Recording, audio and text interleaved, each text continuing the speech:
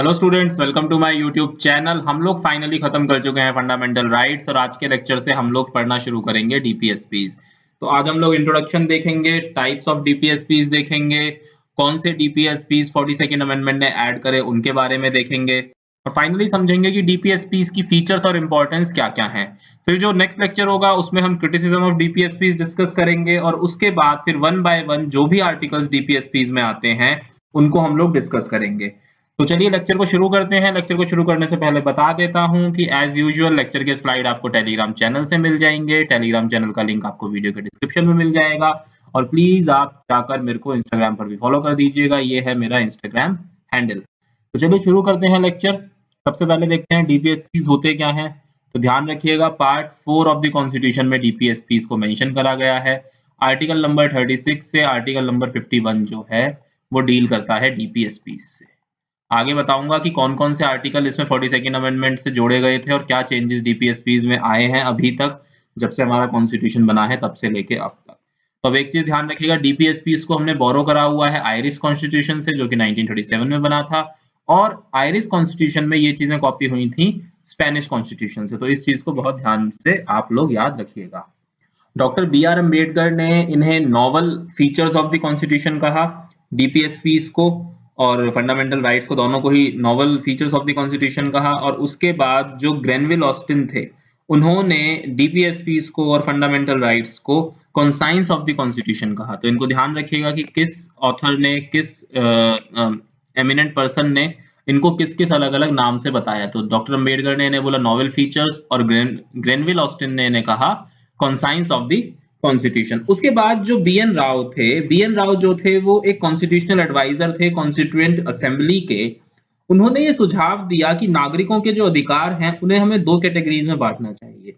एक कैटेगरी वो होनी चाहिए जो कोर्ट ऑफ लॉ में इन्फोर्सेबल हो, जस्टिसेबल हो, और दूसरी कैटेगरी वो होनी चाहिए जो नॉन जस्टिसेबल हो।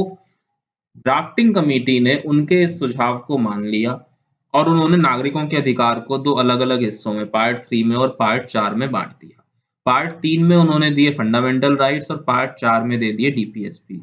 फंडामेंटल राइट्स एनफोर्सेबल और नॉन जस्टिसिएबल होते हैं और ध्यान रखिएगा डीपीएसपीज एनफोर्सेबल और non justiciable sorry, fundamental rights जो है वो एनफोर्सेबल होते हैं और जस्टिसिएबल होते हैं और डीपीएसपीज नॉन इन्फोर्सेबल होते हैं और नॉन जस्टिसिएबल होते हैं। इसका मतलब आप डीपीएसपीज को लेकर सीधा कोर्ट नहीं जा सकते हो, उन्हें आप कोर्ट में चैलेंज नहीं कर सकते हो कि जी सरकार ने कानून बनाते वक्त डीपीएसपीज का उल्लंघन करा है, ऐसा आप नहीं कर सकते हो। These are merely the moral obligation. लेकिन जो आर्टिकल 37 है उसमें एक चीज को क्लियर करा गया कि सरकार को कोई भी कानून बनाते हुए डीपीएसपीज को अपने दिमाग में रखना चाहिए।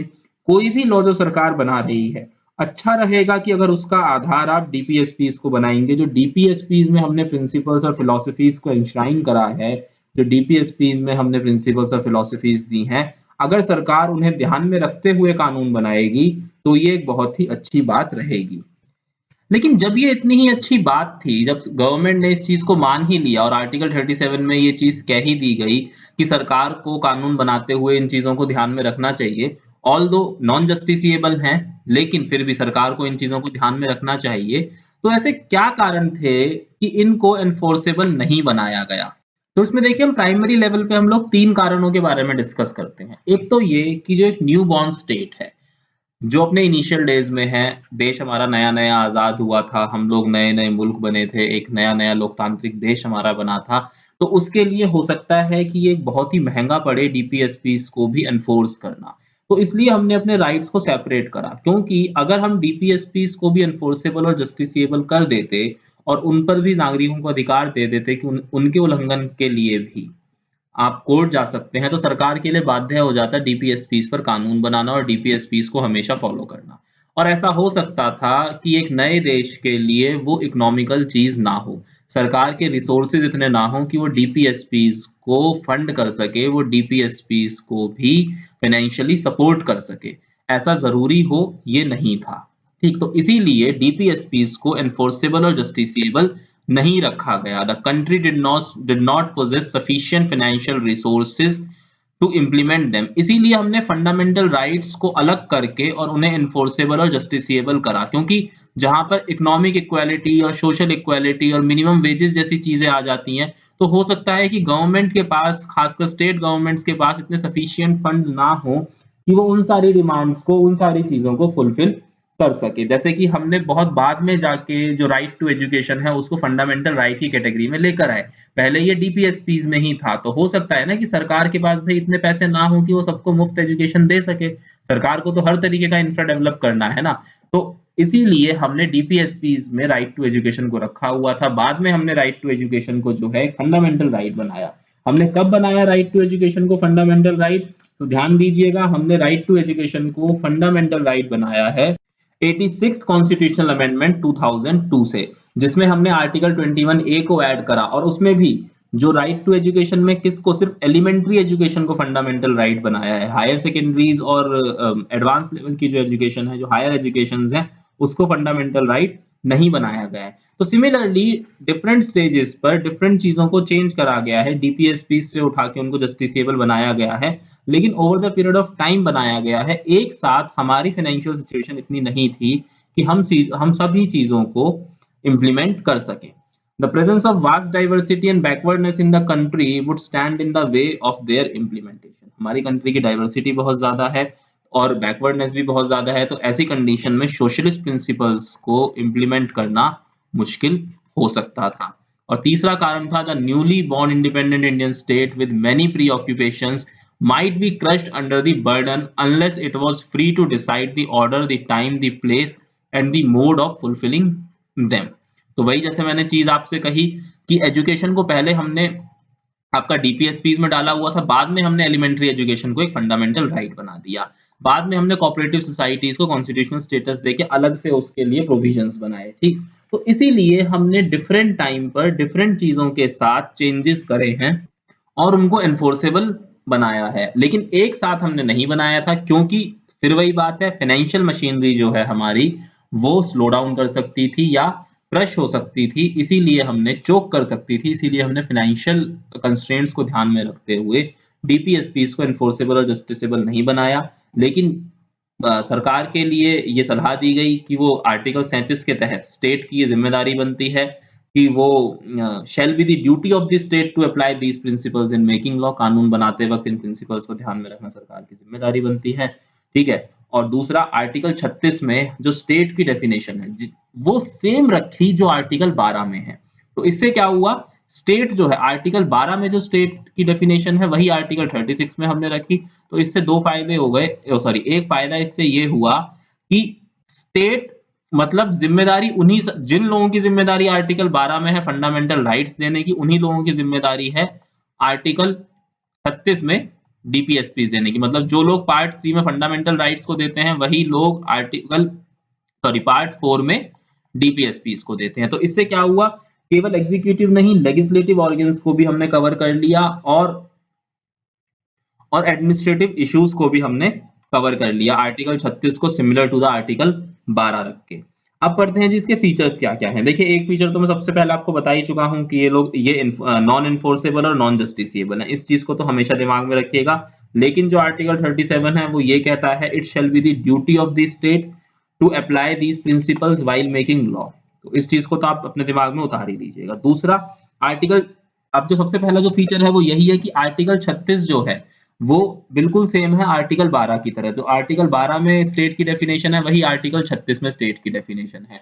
तो इससे क्या होता है, इसका फायदा ये होगा कि तो ये किस किस को इंक्लूड कर लेगा, देखिए लेजिस्लेटिव और एग्जीक्यूटिव ऑर्गन्स को, लेजिस्लेटिव एंड एग्जीक्यूटिव ऑर्गन्स किसके, सेंटर और स्टेट दोनों के, ध्यान दीजिएगा, सेंटर और स्टेट दोनों के लेजिस्लेटिव ऑर्गन्स को इंक्लूड कर लेगा, ऑल लोकल अथॉरिटीज को इंक्लूड कर लेगा and all other public authorities in the country, सबको ये इंक्लूड करेगा। तो ध्यान दीजिएगा आर्टिकल 12 में जो है वही आर्टिकल 36 में है, स्टेट की definition has the same meaning. Recommendations, these are the constitutional instructions or recommendations to the state in legislative, executive and administrative matters, इस चीज को ध्यान में रखिएगा। उसके बाद directive principles resembles the instrument of instructions enumerated in the government of India act of 1935। तो देखिए बी आर अम्बेडकर ने कहा कि डायरेक्टिव प्रिंसिपल्स जो हैं वो बिल्कुल सिमिलर ही हैं जैसे गवर्नमेंट ऑफ इंडिया में इंस्ट्रूमेंट ऑफ इंस्ट्रक्शंस थे। इंस्ट्रूमेंट ऑफ इंस्ट्रक्शंस किसके लिए थे? गवर्नर जनरल के लिए थे और गवर्नर्स के लिए थे। जो इंडिया के अंदर, इंडियन कॉलोनी के अंदर जो गवर्नर्स और गवर्नर जनरल्स थे, इंस्ट्रूमेंट ऑफ इंस्ट्रक्शन जो था वो उनके लिए काम करता था। सिमिलरली डायरेक्टिव प्रिंसिपल्स जो हैं वो स्टेट के लिए काम करेगा। स्टेट में भी किसके लिए? लेजिस्लेटिव ऑर्गन के लिए भी और एग्जीक्यूटिव ऑर्गन के लिए और एडमिनिस्ट्रेटिव ऑर्गन के लिए, तीनों ऑर्गन्स के लिए ही काम करेगा। तो डिफरेंस क्या हो गया? इंस्ट्रूमेंट ऑफ इंस्ट्रक्शंस में, डायरेक्टिव प्रिंसिपल्स में क्या हुआ? ये केवल एग्जीक्यूटिव्स के लिए था और डायरेक्टिव प्रिंसिपल्स जो है वो लेजिस्लेटिव, एग्जीक्यूटिव और एडमिनिस्ट्रेटिव सभी के लिए था। उसके बाद जो डीपीएसपीज है उसका मेन फोकस किस पर है? उसका मेन फोकस है जो प्रियम्बल के अंदर जस्टिस, लिबर्टी, इक्वलिटी और फ्रेटर्निटी जैसे हमने आइडियल्स इन्वॉल्व करे हुए हैं उनको इंप्लीमेंट करने पर। और डीपीएसपीज का जो मुख्य उद्देश्य है वो एक वेलफेयर स्टेट बनाने पर है, ताकि जो देश है वो एक पुलिस स्टेट बनकर ना रह जाए, वो एक वेलफेयर स्टेट बने, मतलब जिसमें सबका उद्धार हो सके। और जो प्रियम्बल के अंदर हमने प्रिंसिपल्स या आइडियल्स जो हमने लिए हैं, जस्टिस, लिबर्टी, इक्वालिटी और फ्रेटर्निटी जैसे, उन प्रिंसिपल्स को इंप्लीमेंट करने के लिए है। सोशल और इकोनॉमिक डेमोक्रेसी एस्टेब्लिश करने के लिए है डीपीएसपीज का पर्पस। किसके लिए है? ध्यान रखिएगा, सोशल एंड इकोनॉमिक डेमोक्रेसी को इंप्लीमेंट करने के लिए। फिर डायरेक्टिव प्रिंसिपल्स, दो non justiciable in nature, help the court in examining and determining the constitutional validity of law. Court, supreme court ये बहुत बार कह चुका है कि डीपीएसपीज का आप उपयोग कर सकते हैं जब भी आप किसी संविधान, जब भी आप किसी अमेंडमेंट की या जब भी आप किसी कानून की कॉन्स्टिट्यूशनैलिटी को चेक करते हैं, उसकी कॉन्स्टिट्यूशनल वैलिडिटी को जानते हैं कि वो संवैधानिक है या नहीं है, तो आप डीपीएसपीज का प्रयोग कर सकते हैं। दूसरा, कोई भी ऐसा कानून जो डायरेक्टिव प्रिंसिपल्स को इंप्लीमेंट करने के लिए बनाया गया है, उस कानून को कोर्ट इसलिए चेक कर सकता है कि वो आर्टिकल 14 और आर्टिकल 19 के साथ रीजनेबल है, मतलब कहीं वो कानून आर्टिकल 14 या आर्टिकल 19 का उल्लंघन तो नहीं करता है। तो इससे क्या होगा? वो उस लॉ को अनकॉन्स्टिट्यूशनल होने से बचा सकता है। ठीक है, तो अगर कोई भी ऐसा कानून जो डायरेक्टिव प्रिंसिपल्स को इंप्लीमेंट करता है, अगर वो आर्टिकल 14 के साथ रीजनेबल है और आर्टिकल 19 के साथ रीजनेबल है, तो उस कानून को अनकॉन्स्टिट्यूशनल आप नहीं कह पाएंगे। तो ये रहे इसके फीचर्स। सबसे पहला फीचर तो आपको यही ध्यान रखना है कि नॉन जस्टिसिएबल और नॉन इन्फोर्सेबल है। आर्टिकल 37 कहता है कि स्टेट के लिए ये डायरेक्शंस हैं, स्टेट को इन्हें इंप्लीमेंट करने के बारे में सोचना चाहिए और कोशिश करनी चाहिए। और आर्टिकल 36 जो है वो सेम एज आर्टिकल 12 है। तो इन मेजर चीजों को तो आप ध्यान रखिएगा ही।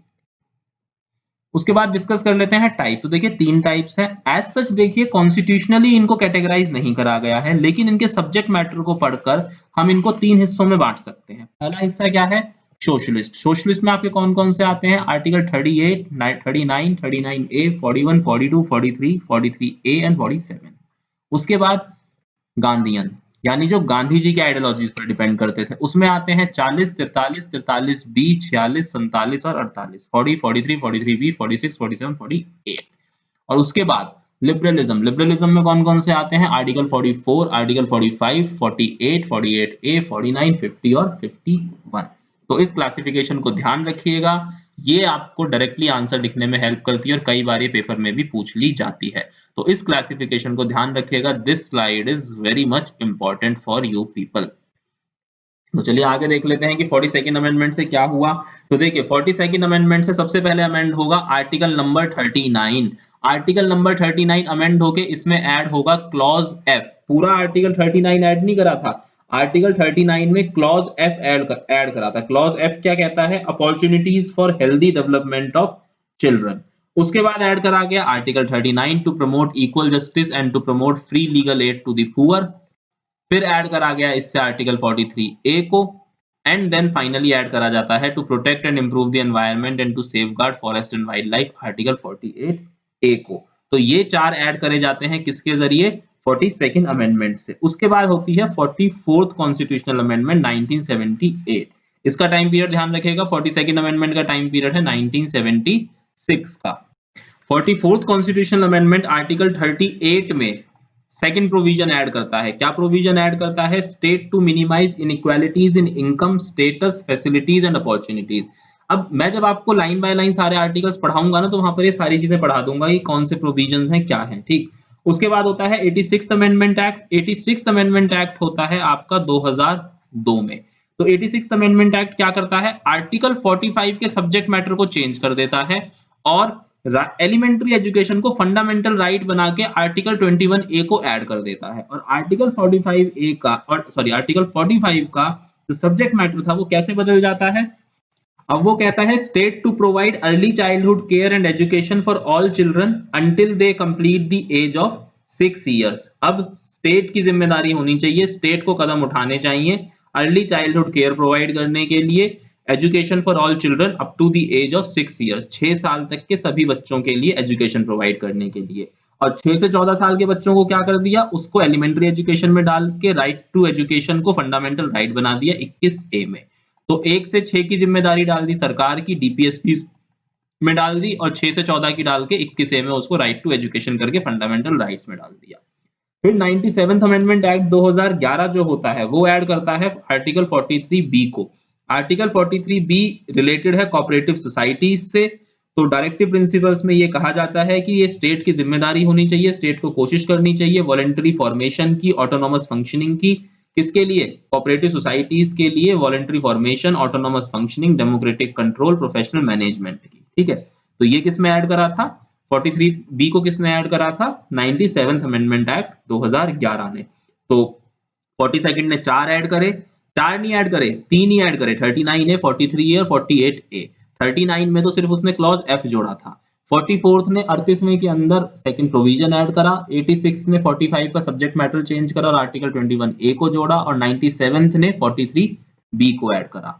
तो आज के लेक्चर में इतना ही। आई होप कि आप लोगों को लेक्चर समझ में आया हो। Thanks for watching this lecture. Please like, share and subscribe the channel. Thank you very much.